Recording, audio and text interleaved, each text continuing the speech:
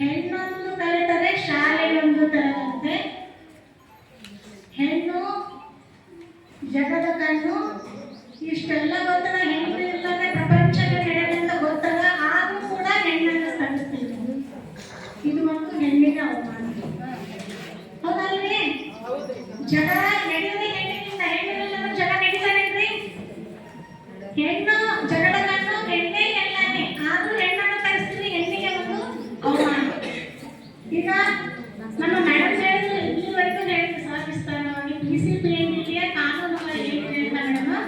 Already ನಮ್ಮ scanning centre ಅಲ್ಲಿ ನಮ್ಮವರೆಲ್ಲರೂ ಹೋಗಿ ಕೆಲಸ ಮಾಡ್ತಾ ಇದ್ದಾರೆ. ಇವಾಗ 2-3 ತಿಂಗಳಿಂದ ನನ್ನ ಹತ್ರ ಅಬರ್ಷನ್ಸ್ ಲಿಸ್ಟ್ ತಗೊಂಡು CEO ಬಹಳ ಸ್ಟ್ರಿಕ್ಟ್ ಮಾಡಿದ್ದಾರೆ. ಎಲ್ಲೆಲ್ಲಿ 2 ಹೆಣ್ಣು ಆದ್ಮೇಲೆ 3 ಹೆಣ್ಣು ಆದ್ಮೇಲೆ ಅಥವಾ 2ನೇ ಹೆಣ್ಣು ತರಿಸಿದಲ್ಲಿ ಈಗ ನನ್ನ CEO ಸರ್ ಏನ್ ಮಾಡಿದ್ದಾರೆ, ಪ್ರತಿ ಅಡಿಟ್ ಮೀಟಿಂಗ್ ಇಟ್ಕೊಂಡಿದ್ದಾರೆ. ಫಸ್ಟ್ ತಾಲೂಕಲ್ಲಿ, ಆಮೇಲೆ ಡಿಸ್ಟ್ರಿಕ್ಟ್ ಅಲ್ಲಿ ಅಡಿಟ್ ಮೀಟಿಂಗ್ ಇಟ್ಕೊಂಡಿದ್ದಾರೆ. ಪೇರೆಂಟ್ಸ್ಗೂ ಮತ್ತು ನಮ್ಮ ಸಿಸ್ಟರ್ಸ್ಗೂ, ಆಶಾ ವರ್ಕರ್ಸ್ಗೂ ಮೀಟಿಂಗ್ ಮಾಡ್ತಾ ಇದ್ದಾರೆ. ಇದು ಜಾರಿಯಲ್ಲಿ ನಡೆದಿದೆ. ಈ ಕಾರ್ಯಕ್ರಮ ಅನುಷ್ಠಾನ ಕೂಡ ನಡೆದಿದೆ ಅಂತ ಹೇಳ್ತಿದ್ದೀನಿ ಮೇಡಮ್, ಹೇಳಬೇಕು ಅಂತಂದ್ರೆ. ಮತ್ತು ಈಗಾಗಲೇ ಇವಾಗ ನಾಳೆನೇ ಒಂದು ತಾಯಿ ಮರಣ ಆಗಿತ್ತಿದೆ DC ಆಫೀಸಲ್ಲಿ. ತಾಯಿ ಮರಣ ಮತ್ತು ಶಿಶು ಮರಣದ ಇವತ್ತೇ ಇರಬೇಕು, ಅಡಿಟ್ ನಡೀತಾ ಇದೆ. ಬಟ್ ನಮ್ದು ಏನಿದೆ, ಈಗ ನಾವು ನಿಮ್ಮ ಮುಂದೆ ಹೇಳೋದಕ್ಕಿಂತ ಈಗ ಎಲ್ಲರಿಗೂ ಗೊತ್ತಿದೆ, ನಿಮಗೆ ಕಾನೂನು ಅಂಗನವಾಡಿ ಟೀಚರ್ ಆಶಾಗಳಿಗೆ ಗೊತ್ತಿದೆ. ಈ ಕಾರ್ಯಕ್ರಮದ ಉದ್ದೇಶ ಹಳ್ಳಿಯಲ್ಲಿ ಕೂಡ ಅನುಷ್ಠಾನ ಆಗಬೇಕು. ಫಸ್ಟ್ ಆಫ್ ಆಲ್ ಹಳ್ಳಿಯಲ್ಲಿ ಅನುಷ್ಠಾನ ಆಗಬೇಕು. ಹಳ್ಳಿಯಲ್ಲಿ ನಮ್ಮ VHMD VHSC ಕಾರ್ಯಕ್ರಮದಲ್ಲಿ ನಾವು ಮಾತಾಡಬೇಕು.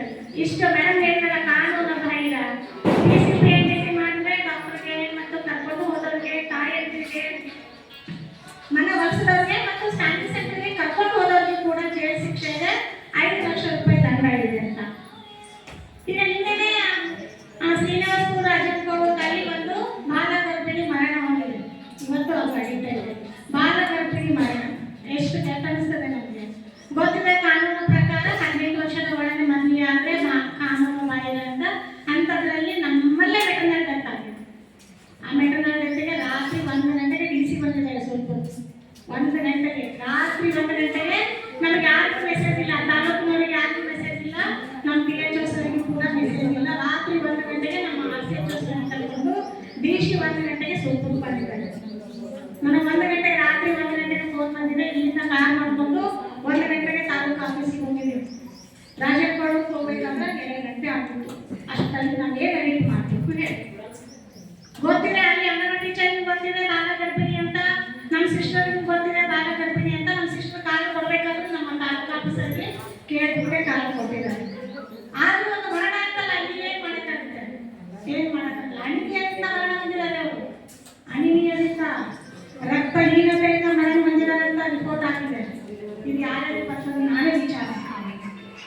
ಎಷ್ಟು ಪೌಷ್ಟಿಕ ಶಿಬಿರ ಮಾಡ್ತೀವಿ, ಎಷ್ಟು VHMD ಮಾಡ್ತೀವಿ, ಎಷ್ಟು VHSC ಮಾಡ್ತೀವಿ ನೀವು, ಇದು ಎಲ್ಲ ಫೋಟೋ ಮತ್ತು ನೋಟಕ್ಕಾಗಿ ಅಂತ ಹೇಳಿದ್ರು CEO DC. ನನಗೆ ಏನಂದ್ರೆ ಗೊತ್ತಾ, ನಾನು ಒಂದು ತಾಲೂಕು IC ಅಧಿಕಾರಿ.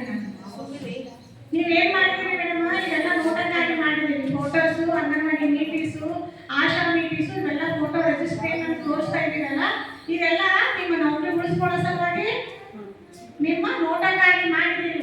ಆಳವಾಗಿ ಮನವೊಕ್ಕು ನೀವು ಹಳ್ಳಿಯಲ್ಲಿ ಮನೆ ಮನೆಗೂ ತಿರುಗಾಡಿ ಅಂಗನವಾಡಿ ಮತ್ತು ಆಶಾ ಕಾರ್ಯಕರ್ತೆ, ಅಂಗನವಾಡಿ ಮೇಲ್ವಿಚಾರಕರು ಮತ್ತು ಹೆಲ್ತ್ ಡಿಪಾರ್ಟ್ಮೆಂಟ್ ಸಿಸ್ಟರು ಮನೆ ಮನೆಗೆ ಹೋಗಿ ಈ ಕಾರ್ಯಕ್ರಮ ಅನುಷ್ಠಾನ ಆಗಿದ್ದಲ್ಲಿ ತಾಯಿಯ ಮರಣ ತಪ್ಪಿಸ್ಬೋದು ಅಂತ DC ಸರ್ ಚೆನ್ನಾಗಿ ಬೈದ್ರು. 2-3 ಗಂಟೆ ತನಕ ಅಲ್ಲೇ ಅಡಿಟ್ ಮಾಡಿದ್ವಿ. ಆದ್ರೂ ನಾನು ನಮ್ಮ ಸಿಬ್ಬಂದಿಗಳು ಯಾರಿಗೂ ಹೇಳಿಲ್ಲ. ಇವಾಗ ನಿಮ್ಮ ಹತ್ರ ಹೇಳ್ತಿದ್ದೀನಿ 1 ಗಂಟೆಯಲ್ಲಿ ಹೋಗಿದ್ದೀವಿ ಅಂತ. ಫೋಟೋ ಕೂಡ ನಾನು ವಾಟ್ಸಪ್ಪಲ್ಲಿ ಮಾಡಿಲ್ಲ. ಬಟ್ ಏನಾಗಿದೆ ಇಲ್ಲಿ, ಯಾರಾಗಿದೆ, ಏನೇನದ ಗೊತ್ತಿಲ್ಲ. ಇವತ್ತು ಅಡಿಟ್ ಮಾಡಿದ್ರೆ ಯಾರ್ಯಾರು ಇಲ್ಲಿ ಸಸ್ಪೆಂಡ್ ಮಾಡ್ತಾರೆ ಗೊತ್ತಿಲ್ಲ. ಅಷ್ಟು ಕ್ರಿಟಿಕಲ್ ಆಗಿ ನಡೆದಿದೆ. PCPNDC ಲಿಂಗ ಪತ್ತೆ, ಭ್ರೂಣ ಹತ್ಯೆ. ಲಿಂಗ ಪತ್ತೆ ಮಾಡಿಸೋರು ಯಾರು, ಮಾಡ್ಕೊಳ್ಳೋರು ಯಾರು? ತಮಗೆಲ್ಲ ಗೊತ್ತಿದೆ, ಲಿಂಗ ಪತ್ತೆ ಮಾಡ್ಕೊಳ್ಳೋರು ಯಾರು, ಮಾಡಿಸ್ಕೊಳ್ಳೋರು ಯಾರು. ಬಟ್ ನಾವೇನಂತೀವಿ, ಒಂದು ಮದುವೆ ತಗಬೇಕು ಅಂತಂದ್ರೆ ರಾತ್ರಿ ಎಲ್ಲ ಹೋಗ್ಬಿಡ್ತೀವಿ. ಇಲ್ಲ ನಮ್ಮ ಸಾಕ್ಷಿಗಳೇ, ನಮ್ಮ ಲಕ್ಷ್ಮೀ ಮೇಡಮ್, ನಾವು ಕಾಲದ ಹೋಗ್ಬಿಡ್ತೀವಿ. ಬಾಲ್ಯೋ ಮಾಡಬಾರ್ದು, ಇಲ್ಲ ಟೀಚರ್ ಕೂಡ ಇದ್ದಾರೆ. ಬಾಲ್ಯೋ ಮಾಡಬಾರ್ದಂತ ಪಂಚಾಯತ್ರೆಲ್ಲರೂ ಹೋಗ್ಬಿಡ್ತೀವಿ. ಆಲ್ರೆಡಿ ರಾತ್ರಿ ಮದುವೆ ಆಗಿದೆ, 14 ವರ್ಷದ ಹುಡುಗಿ. ಆಲ್ರೆಡಿ ರಾತ್ರಿ ಮದುವೆ ಆಗಿದೆ, ನಮ್ಮ ತಾಯಿ ಬಿಚ್ಚಿಟ್ಟು ನಮ್ಮ ಮನೆಯಲ್ಲಿ ಬಂದ್ಬಿಟ್ಟಿದ್ದಾರೆ. ಮೇಡಮ್ ಕೇಳಿದ್ರು, ಯಾಕೆ ಇಷ್ಟೊಂದು ಮದುವೆ ಮಾಡ್ತೀವಿ, ಯಾಕೆಲ್ಲ ಮಾಡ್ತೀರಿ ಅಂತ ಮೇಡಮ್ ಮಾತಾಡ್ತೀವಿ. ನಾವು ಮದುವೆ ಮಾಡಿದ್ರೆ ಓಡೋಗ್ತಾರೆ, ಹಿಡ್ಕೊಂಡ್ಬರ್ತೀರಾ ಅಂತ ಕೇಳೋದು. ಈ ಪ್ರಶ್ನೆ ನಮಗೆ ಕಾಡ್ತದೆ. ಬಟ್ ಅಲ್ಲಿ ನಾವೆಲ್ಲವರಿಗೆ ಏನ್ ಗೊತ್ತಾಗ್ತದೆ, ನಾವಿಲ್ಲಿ ಗ್ರಾಮೀಣ ಪ್ರದೇಶದಲ್ಲಿ ನಾವು ಕೆಲಸ ಮಾಡ್ತೀವಿ. ಮೇಡಮ್ ಕೂಡ ಹೇಳಿದ್ರು ಎಲ್ಲಕ್ಕೂ ಕಾನೂನಿದೆ, ಮೇಡಮ್ ಓದಿದ್ದಾರೆ ಹೇಳ್ತಿದ್ದಾರೆ. ಫೀಲ್ಡ್ ಅಲ್ಲಿ ನಮ್ಮ ಪರಿಸ್ಥಿತಿ ಏನಿದೆ ಅಂತ ನಮ್ಗೆ ಫೀಲ್ಡ್ ಅಲ್ಲಿ ಎ ಸಿ ರೂಮ್ ಬೇಕಾಗಿ ಮಾತಾಡ್ತಾರೆ. ನೀವು ಮನೆಗೆ ಹೋಗಿಲ್ಲ, ನಿಮ್ಮಲ್ಲಿ ಜನರ ಸುರಕ್ಷೆ ಕೊಡ್ಬರ್ತದೆ, ನಿಮ್ಗೆ ಯಾವುದೋ ಒಂದು ಕಾರ್ಯಕ್ರಮದಲ್ಲಿ ಊಟ ಬಿಸಿ ಊಟದ ಕಾರ್ಯಕ್ರಮ ಇದೆ, ಬಾಣಂತಿಗೆ ಪೌಷ್ಟಿಕ ಸಿಕ್ಕರೆ ಇದೆ, ಗರ್ಭಿಣಿಗೆ ಪೌಷ್ಟಿಕ ಸಿಕ್ಕರೆ ಇದೆ, ಮತ್ತೆ ಗರ್ಭಿಣಿಗೆ ದುಡ್ಡಿದೆ. ಇಷ್ಟೆಲ್ಲ ನಿಮ್ದು ಅರಿವಿನ ಹೆಂಗಾಯ್ತು, ಇಷ್ಟೆಲ್ಲ ಗೊತ್ತಿದ್ರು ಕಾನೂನು ಬಾಯಿಗಳಲ್ಲಿ ಮದುವೆ ಹೆಂಗಾಯ್ತು ಅಂತ ಮದುವೆ ತರಿಸ್ಕೊಡ್ತಾರೆ. ನಮಗೆಲ್ಲ ಏನಾದ್ರೂ ನಾವು ಕೇಸ್ ಮಾಡ್ತೀವಿ ಅಷ್ಟೇ, ನಮ್ಗೆ ಏನಾದ್ರೂ ಕಾನೂನು ನಮ್ಮ ಕೈ ಕೊಟ್ಟಿದಾಗ ಮದುವೆ ಹೋಗ್ತಾ ಇದ್ರೆ ನಾವು ಹೊರಗೆ ಕಳಿಸ್ತಾರೆ ಫೀಲ್ಡ್ ಅಲ್ಲಿ.